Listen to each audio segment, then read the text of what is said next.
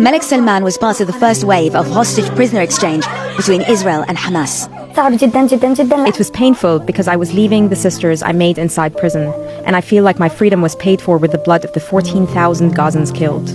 Malek, then 16, was charged with an attempted stabbing of Israelis. Israeli authorities say no one was injured, and yet she was convicted of attempted murder and sentenced to 10 years. When her family appealed, it came down to 9. Malek served almost 8 of those 7 years, spending the remainder of her teenage years behind bars. Her family maintains her innocence.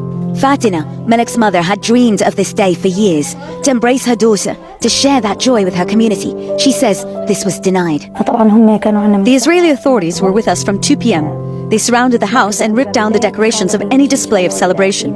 They stole the joy of my daughter's release. To be released doesn't mean you are fully free.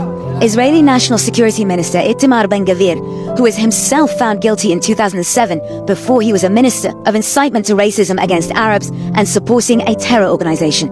Ben-Gvir instructed Israeli forces to use an iron fist, preventing Palestinians from celebrating the release of their loved ones, saying the prisoners were terrorists. Expressions of joy are support for terrorism. Celebrations of victory give strength to those same human scum, those Nazis. The policy here is very, very, very clear.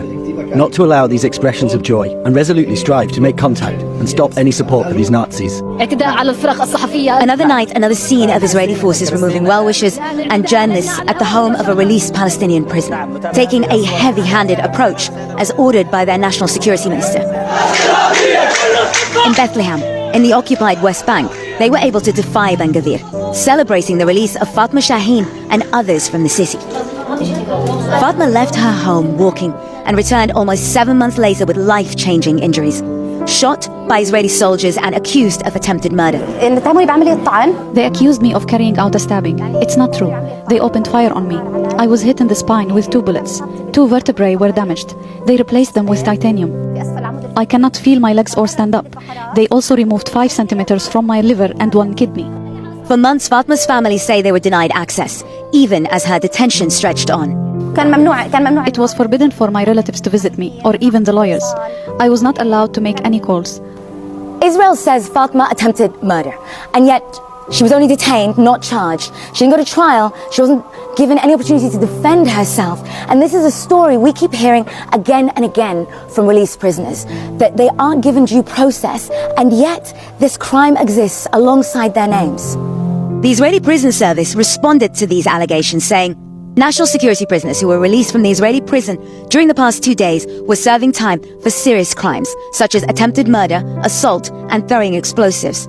All prisoners in IPS custody are held according to the law. That's not true. CNN broke down the numbers in a list of 300 Palestinian prisoners identified by Israel as eligible for release. 80% are listed as just detained, which means they have not been formally sentenced. Israel operates 2 systems of law in the occupied territories: Palestinians under the military, Israelis under civil law.